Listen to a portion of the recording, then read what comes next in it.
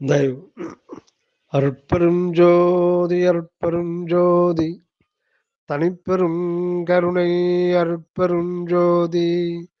அன்பு வடிவம் அம்மா வந்தனம், அம்மா வந்தனம். தாங்கள் எழுப்பியுள்ள சத்விசார வினா என்ன என்றால், தங்களுடைய தகப்பனார் காலமாகி ஒரு வருடத்தும் ஆகிறது. இது 2வது வருட தவச நாள். அவருக்காக தாங்கள் எந்த வகையில் பிரார்த்தனை செய்வது அப்படின்னு கேட்டிருக்கீங்க. இன்னொன்று, அவர் மறுபடியும் பிறப்பாரா பிறக்க மாட்டாரான்னு கேட்டிருக்கீங்க. நல்லதுமா.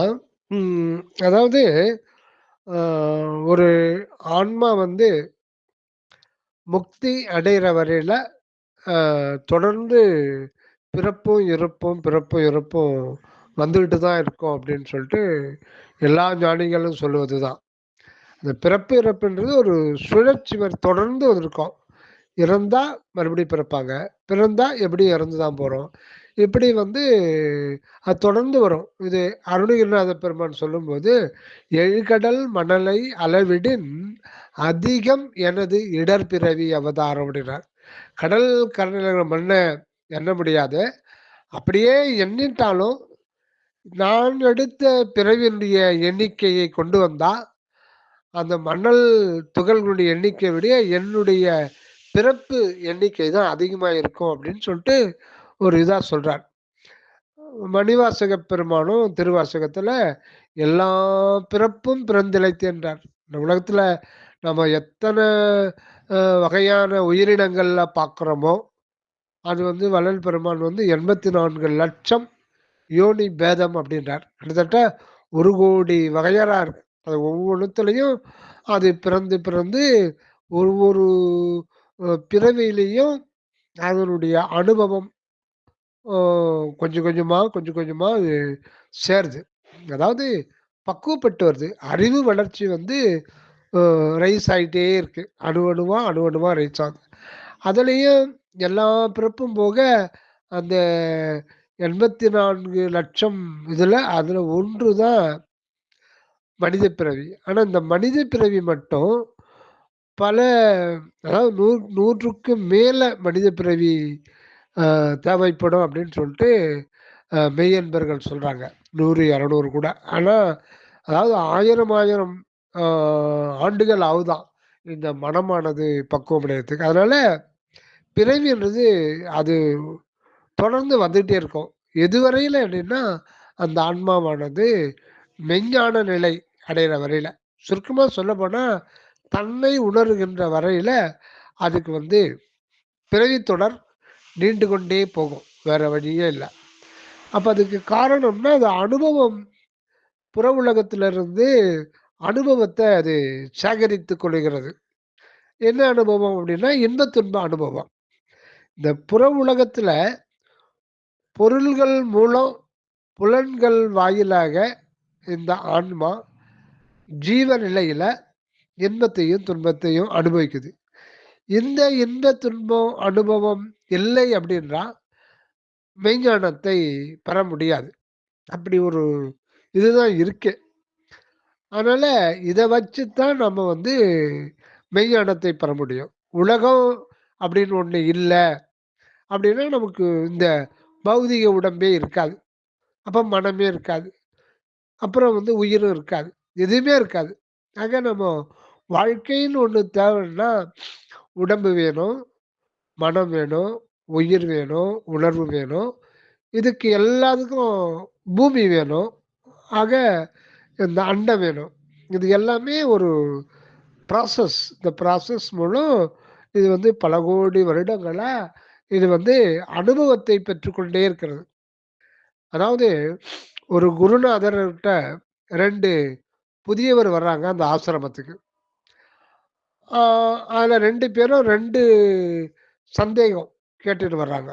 ஒருத்தர் சந்தேகம், இன்னொருத்தர் சந்தேகம் கேட்குறாங்க சுவாமி கிட்ட. சுவாமி சந்தேகம் இருக்கு கேட்கலாமான்னு கேட்க சொல்கிறார். ஒரு நபர் கேட்குறாரு, சுவாமி அனுபவம்னா என்ன அப்படின்னு கேட்குறாரு. அனுபவம் என்னன்னு கேட்குறாரு.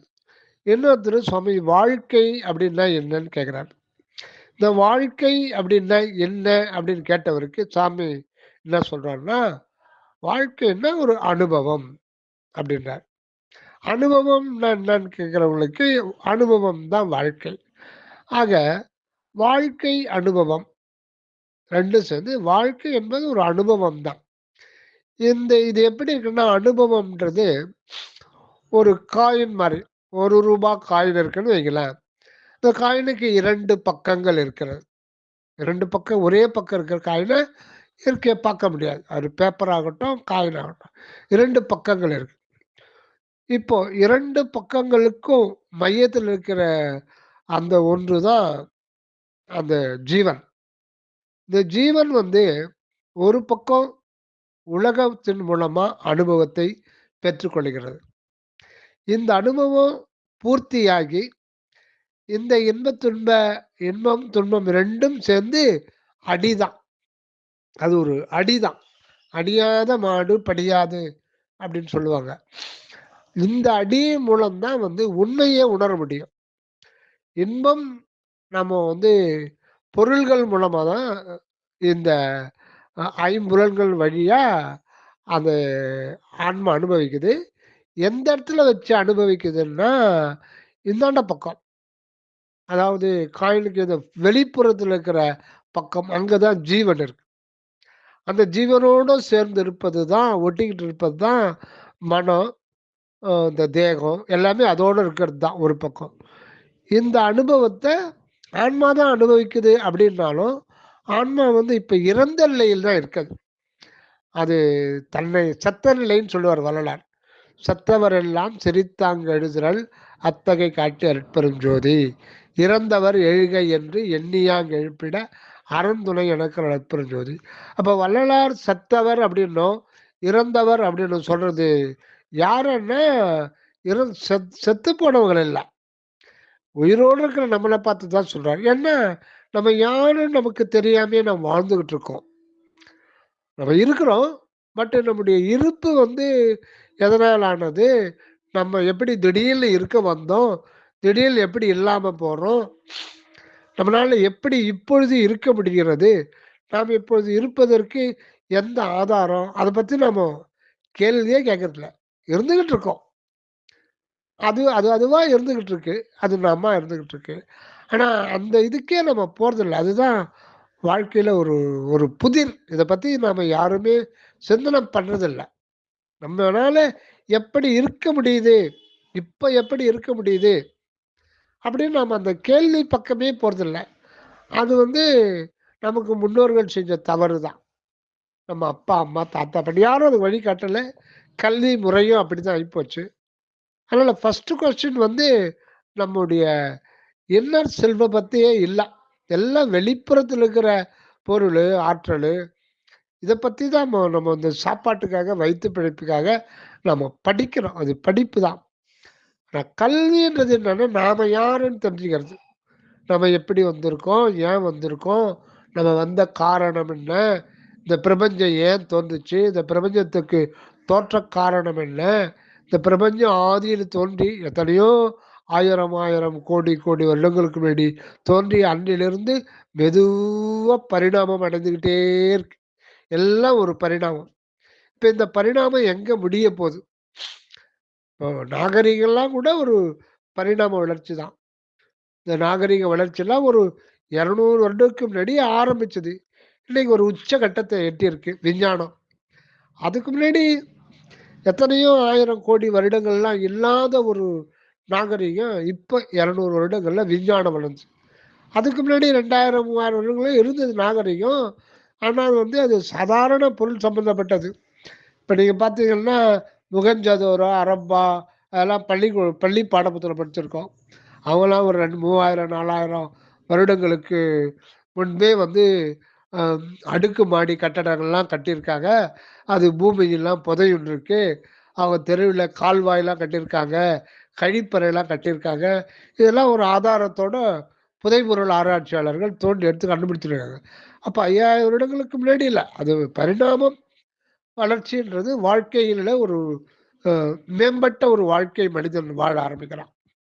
அது எப்பத்துல இருந்தோ அது கொஞ்சம் கொஞ்சமா வந்து இப்ப சமீபத்துல 200 ஆண்டுகளா தான் அது வேகமா வளர்ந்து, அது இந்த நூற்றாண்டு, அதாவது 20ஆம் நூற்றாண்டு, இப்ப 21ஆம் நூற்றாண்டுல அதிவேக ஒரு வளர்ச்சியில நாகரிகத்துல மனிதன் வந்துட்டான்.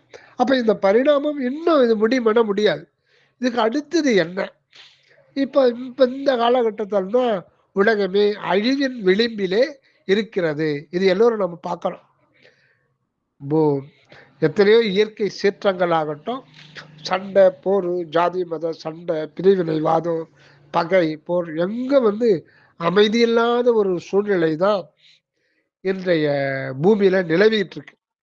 இது எங்க போய் முடியும்? நிறைய அழுது ஒரு ஒரு பதியில அழுது தினசரி அழுதுகிட்டு தான் இருக்காங்க. கொத்து கொத்தா மடியிறாங்க. 1000, 1000, 1000 சொல்லிட்டு தினசரி முன்பு எப்போதும் இல்லாத அளவுக்கு போரினால், குண்டுகளினால், அ தீவிரவாதத்தால் மடிஞ்சிட்டு இருக்காங்க. சரி அடுத்தது என்ன நடக்கும்? அத பொறுத்து இருந்தா பார்க்கணும். ஆக இது ஏதோ ஒரு ப்ராசஸ்ல வைக்கப்பட்டிருக்கு. ஆக அந்த வகையில பரிணாமத்துல பார்த்தோம்னா, இப்ப வந்து வெளியில அப்படி இருந்தாலும் சில ஆன்மாக்கள்ல அந்த ஒரு முதிர்ச்சி, அறிவு முதிர்ச்சி அடைந்து, இந்த இன்ப துன்பத்தின் மூலமாக நம்முடைய உண்மை என்னன்னு சொல்லிட்டு உணரக்கூடிய பக்குவம் கொஞ்சம் பேருக்கு வந்திருக்கு. அப்ப அந்த ஒரு உண்மைய உணர்ந்து, இப்ப நான் யார் அப்படின்னு நம்ம பார்க்கும்போது, அது வந்து நம்முடைய மெய்ப்பொருள் அம்சமா இருக்கும். இதுக்கு உண்மையில அந்த உணர்வு அப்படின்ற ஒரு தலைப்பகுதியில, அது ஒரு தலைக்கு நடுவுல ஒரு மையத்துல ஒரு உணர்வு புள்ளி இருக்கு. அதுதான் உண்மை மனிதனுடைய ஆதி மூல நிலை. அது வந்து என்றும் இருப்பது. ஏன்னா, அது கடவுளுடைய ஒரு வாழ்வு நிலைக்கான ஒரு நிலையம். அது கடவுளுடையது. அதுதான் ஆன்மான்றது. ஆன்மான்றது முழுக்க முழுக்க கடவுள் அதுல பரிபூரணமா இருக்கார். ஒரு சிறிய எறும்புக்குள்ள கூட அந்த ஆண்டவர் அற்பெரும் ஜோதியா இருந்துகிட்டு தான் இருக்கார்.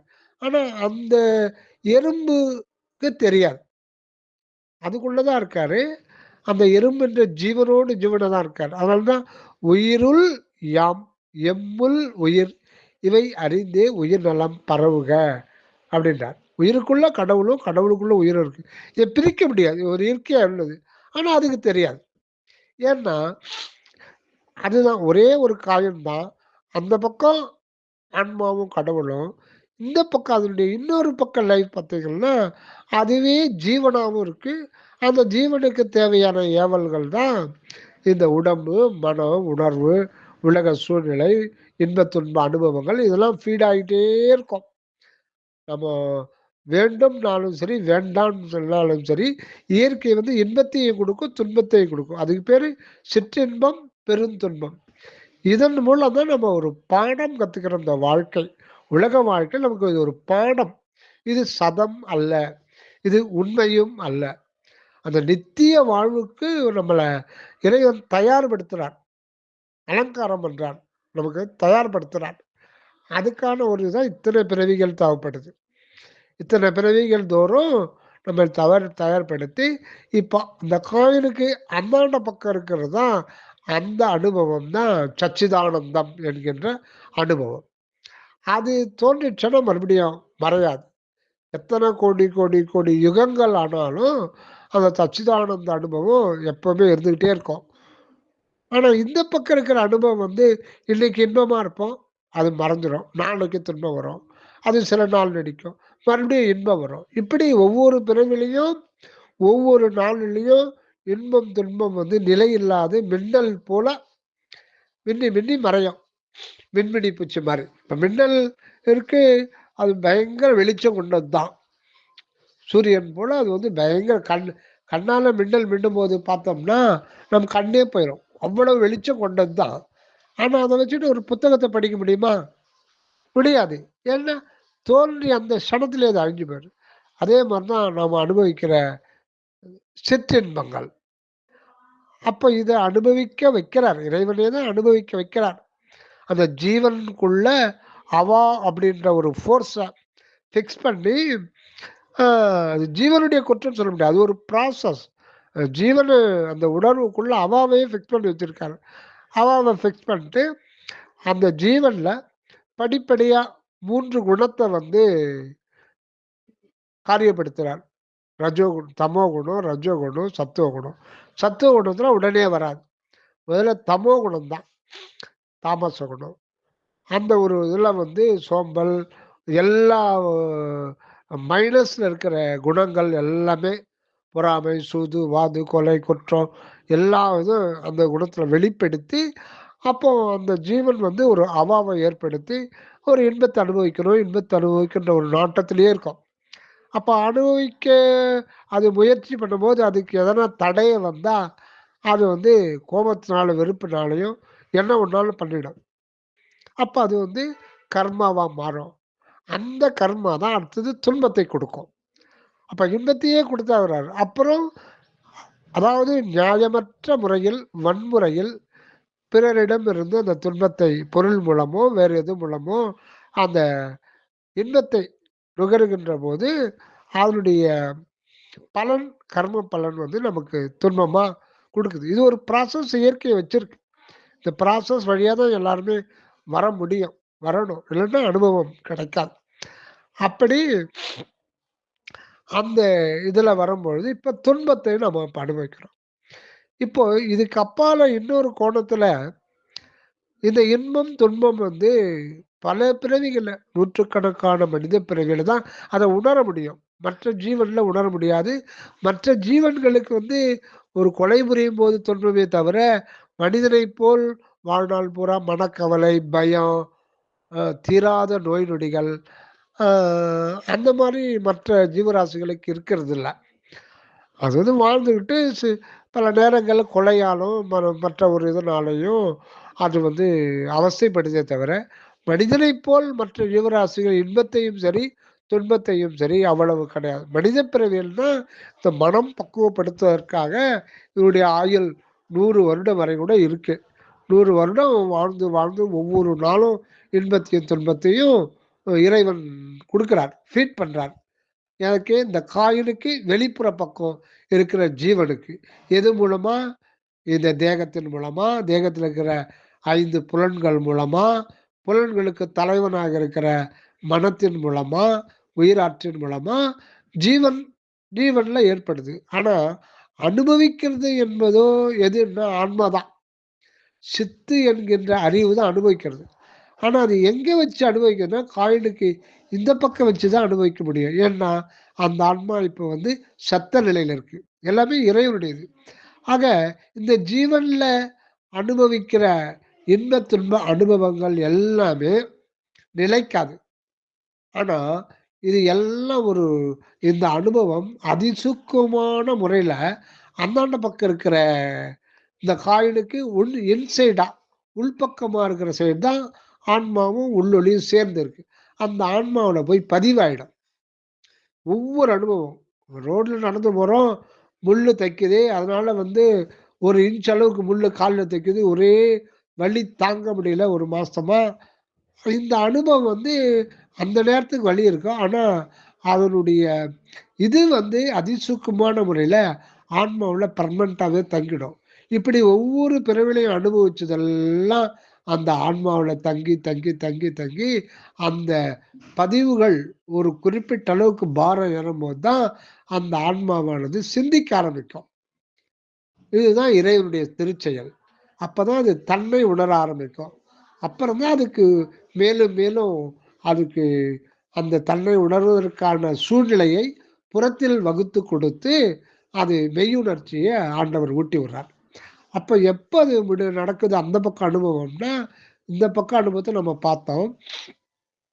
இந்த உலக அனுபவத்தின் மூலம் கற்றுக்கொண்ட பாடம், எல்லா பாடமும் +2 வரையில நிறைவு ஆயிப்போச்சுன்னா, அடுத்து மேல் கிளாஸ் படிப்பு அந்த பக்கம்தான். ஆக இது ஒரு உதாரணத்துக்காக நம்ம அதை பார்க்குறோம். ஆக இப்போ இப்போ வந்து இந்த இன்பம் என்பது இந்த துன்பத்தின் வழியா தான் நம்ம வந்து உண்மையை உணர முடியும். இன்னொன்று இந்த இன்பத்தின் மூலமா இன்னொன்று என்ன இது பண்ணோம்னா, இந்த புற இன்பம் எதுக்காகன்னா, இதை வந்து அவா மூலம் தான் நம்ம அனுபவிக்கிறோம். அவாவை ஏன் நம்ம வந்து ஆண்டவர் நமக்கு கொடுத்துருக்கிறாருன்னா, அதுதான் ஆன்மாவினுடைய இயற்கை என்னன்னா, இன்பமாக இருத்தல். இன்ப அனுபவம் தான் ஆன்மாவினுடைய இயற்கையே. அது வந்து இயற்கை இன்பம் அப்படின்னு சொல்றது. அப்போ அதுக்கு அது இறந்த நிலையில இருக்கிறதுனால, அதுக்கு எந்த நாட்டமும் இல்ல. அதனால அந்த ஆன்மாவையே இந்தந்த சைடு அது மொத்தம் ஒரு காயின்ன்றது ஒண்ணுதான். அத பிரிக்கலாம் முடியாது. இந்த சைடு ஒரு ஜீவனா வச்சு, இந்த ஜீவ நிலையில தான் வந்து அதுக்கு வந்து விழிப்புணர்வு, லேசான ஒரு செயற்கை விழிப்புணர்வு குடுத்து, அது மூலம் போம்போது, அந்த இடத்துல இன்பம்ன்றது என்னது? அப்படின்னு அது வந்து உணர்கின்ற பொழுது தான், அதனுடைய இருப்பே பிரகாசிக்குது. அந்த ஆன்மா வந்து இருப்பறியாத நிலையில் தான் அந்த பக்கம் இருக்கு. அதையே ஜீவனாக்கி காயினுக்கு இந்த சைடு வைக்கும்போது, அந்த இன்பம் அப்படின்னு சொல்லிட்டு ஒரு அனுபவத்த குடுக்கும்போது தான், அந்த ஆன்மா வந்து அந்த பக்கம் கூட ஒரு அணுவணுவா வந்து அதனுடைய இருப்பு பிரகாசிக்கச் செய்கிறார், இந்த அனுபவத்தின் மூலம். அனுபவம் இல்லன்னா, ஆன்மாவினுடைய இருப்பு பிரகாசிக்க முடியாது. அது இருப்பறியாத நிலையில் தான் இருக்கும். அப்படிதான் இருந்தது. இந்த தேகம் கிடைக்கிறதுக்கு முன்னாடி, அது இருக்கிறதே அதுக்கு தெரியாது. அது ஒரு சூன்ய நிலையில் தான் இருந்தது. அது இருக்கிறது அதுக்கு தெரியாது. இப்ப நாம எப்படி உறக்கத்துல நமக்கு என்ன அனுபவம்? ஒரு அனுபவம் கிடையாது. நாம இருக்கிறது நமக்கு தெரியாது. அது செத்து போன பிணம் தான். அப்ப உறக்கம்ன்றது சூன்ய அனுபவம் தான். அப்ப நல்லா எனக்கு தூங்குனேன், சுகமா தூங்குனேன் அப்படின்னு சொல்றது என்னன்னா, அந்த தூக்கத்திலிருந்து வெளியில விழிப்பு நிலைக்கு வருகின்ற அந்த ஃபியூ செகண்ட்ஸ்ல தான் வந்து அந்த மாயை நமக்கு உணர்த்துது. அது சுகமா இருந்ததுன்னு சொல்றது. அதனால இன்னும் கூட 1 மணி நேரம் தூங்கலாம்னு சொல்றோம். சரி தூங்க போனா அங்க அனுபவிக்கிற ஆளே இருக்க மாட்டாங்க. அப்புறம் எப்படி நானு சுகமா தூங்கினேன் அப்படின்னு சொல்றதுன்னா, அதுதான் மாயையினுடைய செயல். தூங்கும்போது நமக்கு தெரியாது. அந்த விழிப்பு நிலை தூக்கத்துக்கும், விழிப்பு நிலைக்கும் இடைப்பட்ட ஃபியூ செகண்ட்ஸ்ல தான் நாம வந்து அது ஒரு சுகமா அனுபவிக்கிறோம். அப்படி அனுபவிக்க செய்யறது வந்து எதுன்னா மாயை தான். ஆனா, நமக்கு அனுபவம் தெரியுது. சுகமா இருந்துதான். அது எல்லாமே மாயையினுடைய வேலை தான். இதுக்கு ஒரு ஒரு நல்ல ஒரு உதாரணம் சொல்லலாம். இப்போ அ சித்த வைத்தியத்துல வந்து 4443 வியாதி வகைகள் சொல்றாங்க. இனி வரப்போறதெல்லாம் கூட சேர்த்து சொல்லிட்டாங்க சித்தர்கள். இப்ப அதுல ஒண்ணு வந்து என்னன்னு கேட்டீங்கன்னா, நமைச்சல். நமைச்சல் சில பேருக்கு உடம்பு ஃபுல்லா நமைக்கும். பயங்கரமா நமைக்கும். சில பேருக்கு கால்ல நமைக்கும், முதுகுல நமைக்கும், அந்த மாரி நமைக்கும். அப்போ அந்த நமைக்கும்போது இப்போ ஒரு வியாதிக்கு ஃபர்ஸ்ட் எய்டு நாமே பண்ணிக்கிறோம். ஒரு நமைச்சல்ன்றது ஒரு வியாதி தான். இப்போ கால் விரல்களுக்கு இடையில இந்த சேத்து புண்ணு வந்துரும். அப்போ ஒரே நமக்கு ஒண்ணுமே பண்ண முடியாது. அப்புறம் அது தொடர்ந்து வரும்போது டாக்டர்கிட்ட போவோம். அது அப்பாற்பட்ட விஷயம். அதுக்கு முன்னாடி நாம என்ன பண்ணுவோம், அத அதுக்கு ரெமெடி நம்ம வந்து விரல்ல போட்டு நல்லா தேய்ப்போம். ஏதாவது குச்சியோ, கிச்சியோ போட்டு தேய்ப்போம். அப்ப தேய்க்கும்போது அதுக்கு பை ப்ராடக்ட் என்னன்னு பார்த்தீங்கன்னா, சுகமா இருக்கும். அது ஒரு வியாதி தான். அத தேய்க்கும்போது அது சுகமா இருக்கும். அதுதான் மாயைங்க. ஒண்ணுமே இல்லாத ஒரு செயல்ல அது ஒரு சுகத்த குடுத்துரும். ஏதோ ஒரு இது சொல்லுவாங்க. குரங்குக்கு சிரங்கு வந்தா கதை கந்தல்ன்ட்டு. குரங்குக்கு சிரங்கு வந்தா கதை கந்தல். இப்போ குரங்கு ஒரு புண்ணு வந்துச்சுன்னு வச்சுக்கங்களேன், அது ஒரு கையிலயோ, கால்லயோ வைத்து வந்துச்சுன்னா, அதே கவனம் அதே போகும். அது விரல்ல இது பண்ணும்போது, அந்த விரல்ல வந்து நகம் நீளமா இருக்கும். அது குத்திக்கும். குத்திக்கிச்சுன்னா ரத்தம் வந்து இன்னும் கொஞ்சம் புண்ணு அதிகமாயிடும். அதிகமானா 2, 3 நாளைக்கு பேசாம இருந்துரும். அது கொஞ்சம் கொஞ்சமா ஆறி வர நேரத்துல திருப்பி நமைச்சல் எடுக்கும். அது சும்மா இருக்காது. திருப்பி வந்து அத நோண்டி எடுக்கும். அது இது பண்ணும்போது சுகமா இருக்கும். பட்டுன்னு போட்டுச்சுன்னா திருப்பி புண்ணு வந்துரும். அந்த புண்ணு ஆறுறதே கஷ்டமாயிடும் குரங்குக்கு. ஏன்னா அது குரங்கே பொதுவா சேட்டை பிடிச்சது இல்லைங்களா? அதுங்களுடைய விளைவு தெரியாது. அது பண்ணிக்கிட்டே இருக்கும். அது பல நாளுக்கு அப்படி இருக்கும். அது ஆறுறதே அது கஷ்டமாயிடும். அதனால குரங்கு சரங்கு வந்தா கதை கந்தல் அப்படின்னு சொல்லுவாங்க. அது மாரி நமக்கும் பாருங்க, இப்போ ஒரு நெறைய இடத்துல நான் பார்த்துருக்கேன். கிராமத்துல இந்த மாடு மேய்க்கிறவங்க, ஆடு மேய்க்கிறவங்க, இந்த எருமாடுலாம் பார்த்தீங்கன்னா, மேய்ச்சுட்டு திருப்பி வீட்டுக்கு ஓட்டிட்டு வருவாங்க சாயங்காலம். அது என்ன பண்ணும் நமைச்சலுக்கு ஒண்ணும் தாங்க முடியாது. அதே எதிர்பார்த்துட்டு இருக்கும். வழியில கரண்ட் கம்பம் வரும். அந்த கரண்ட் கம்பத்துல போட்டு கழுத்தை அது எங்கே நம்ம போட்டு சுகமாக தேய்க்கும். அதுக்கு சுகமாக ஏற்படும். சுகமாக தேய்ச்சிட்டு இருக்கும். இந்த ஆடு மேய்க்கிறேன் மாடு மேய்க்கிறேன் ஒரு கும்பத்து வருவான். அவனுக்கு முதுகுல அமைச்சல் இருக்கும். அந்த கொம்பை கொடுத்து அவன் தேய்ச்சிக்கிட்டே இருப்பான்.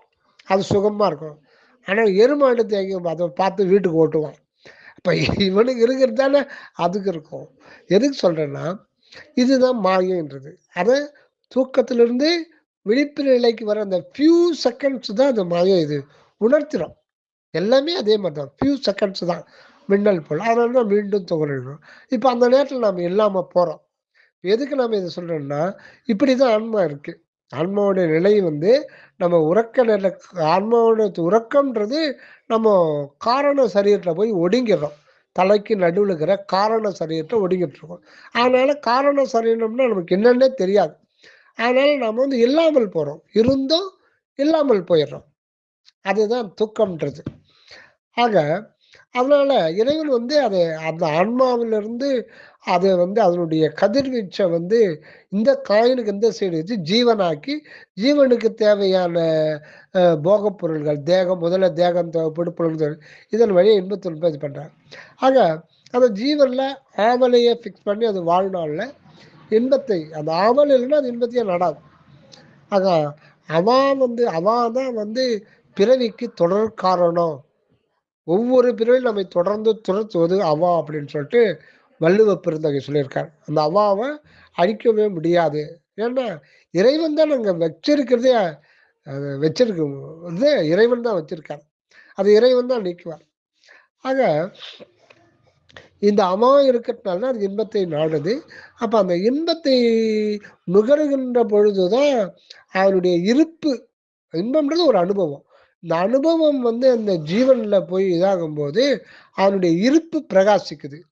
ஆக அது அணுவணுவாக தான் அந்த ஆன்மா பிரகாசிக்குது. அதுவே தெரியாம தான் இருக்கும். ஆக துன்பம்ன்றது என்னன்னா துன்பம்ன்ற ஒண்ணு இல்லைன்னா நாம இதுல இருந்து விடுதலை பெறணும் அப்படின்ற ஒரு உணர்வே வராது. இந்த துன்பம் ஏன் வருது? அப்போ இன்ப துன்பத்தை பல பிறவிகளை அனுபவிச்ச பிறகு அந்த அந்த பொதி சுமை தாங்க முடியாத நிலையில தான் அது ஏன் இன்ப துன்பம் என்னன்னு சொல்லிட்டு அது யோசனை பண்ற ஒரு எண்ணம் வரும். அது வரையில் அது வராது. அது தாங்கிக்கிட்டு தான் இருக்கும் விதி பிரகாரம். இப்படிதான் நடக்குது. ஆக இந்த துன்பம் மேலும் இந்த துன்பம் நாமளே அனுபவிச்சு அதனுடைய வேங்க தாங்க முடியல அப்படின்னும் பொழுதுதான் நமக்கு இரக்கம்ன்றது ஒண்ணு வரும். இல்லைன்னா இரக்கமே வராது. நாமே துன்பத்தை வயிற்று வலி நாமே பல பிறவிகள்ல பலவிதமான துன்பம் அனுபவிக்கும் போது தான் இன்னொருத்தர் படும்போது நமக்கு இரக்கம் வரும்.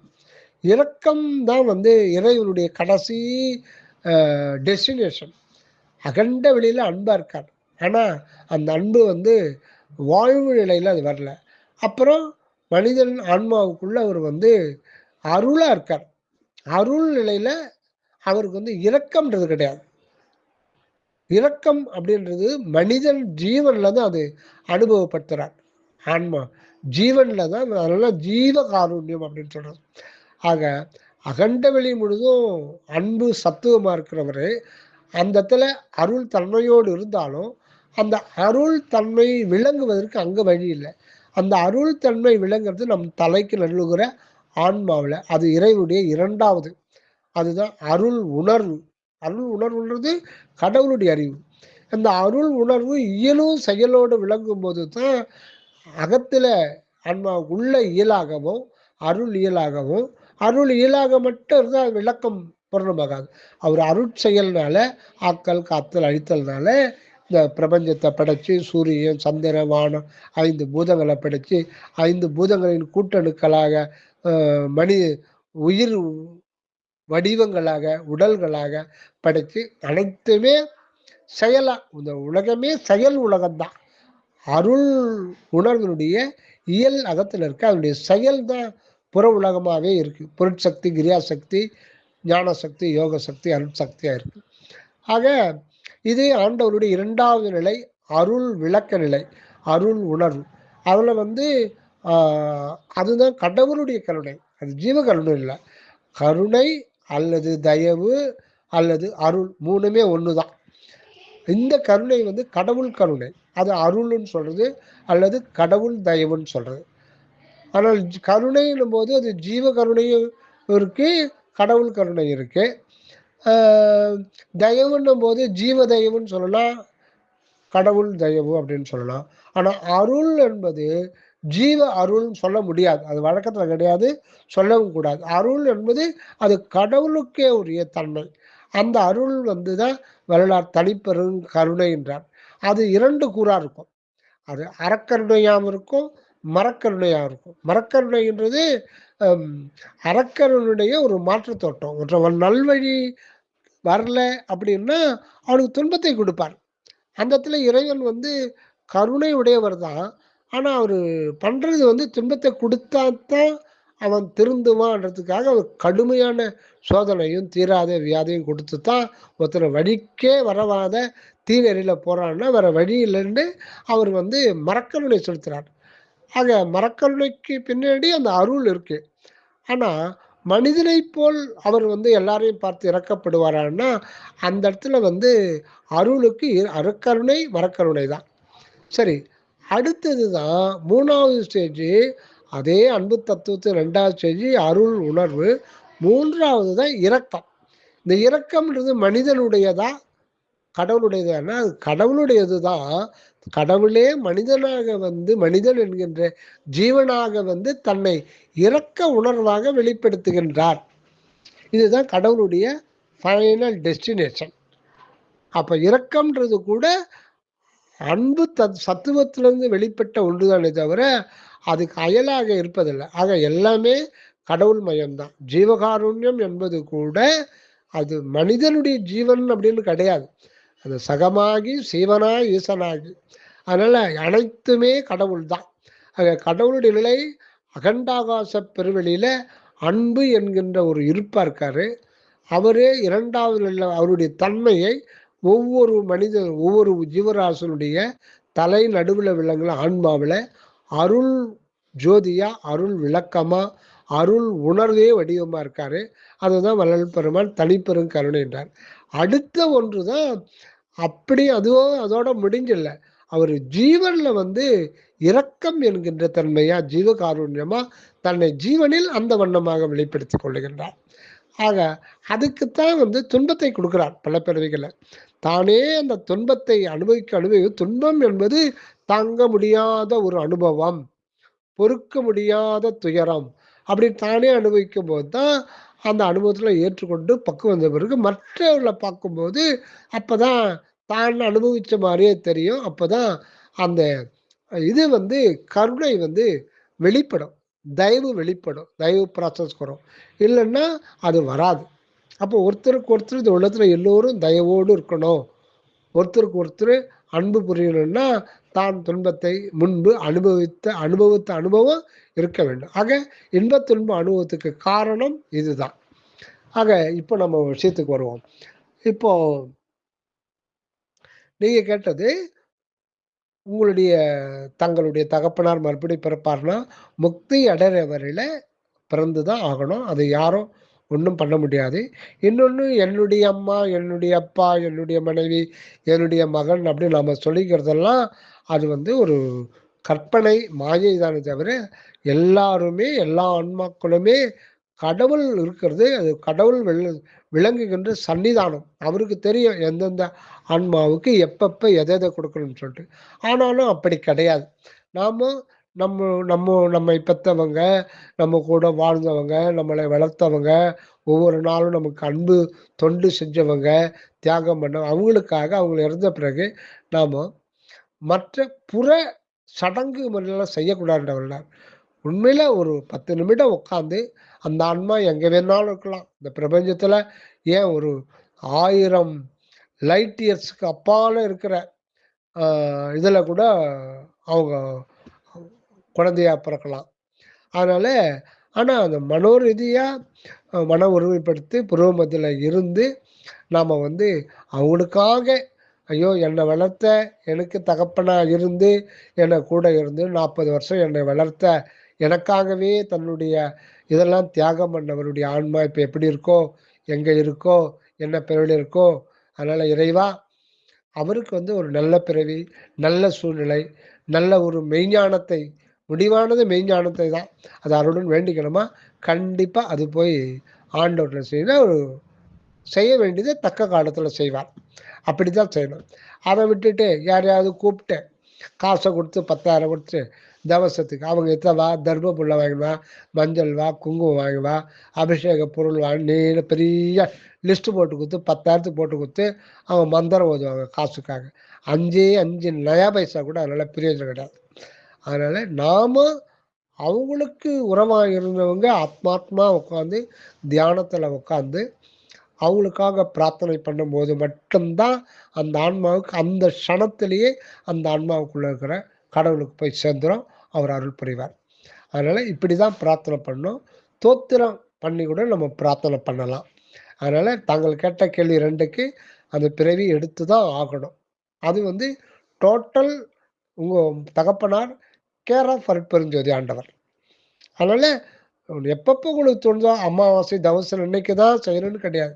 டெய்லி கூட ஒரு நிமிஷம் வந்து அப்பாவுக்காக, இன்னைக்கு எப்படி இருக்காரோ அப்பா அங்க குழந்தையா அப்படின்னு இது பண்ணலாம். அதுதான் போய் சேருமே தவிர, மற்ற புற பொருள்களை கொண்டு, ஆள்களை கொண்டு, இல்ல மந்திரங்கள் கொண்டு சொன்னா அதெல்லாம் வந்து வேஸ்ட் அதெல்லாம் தேவையில்லைன்னே சொல்லிட்டார். நன்றி அப்பா. தயவு வந்தனம், தயவு வந்தனம்.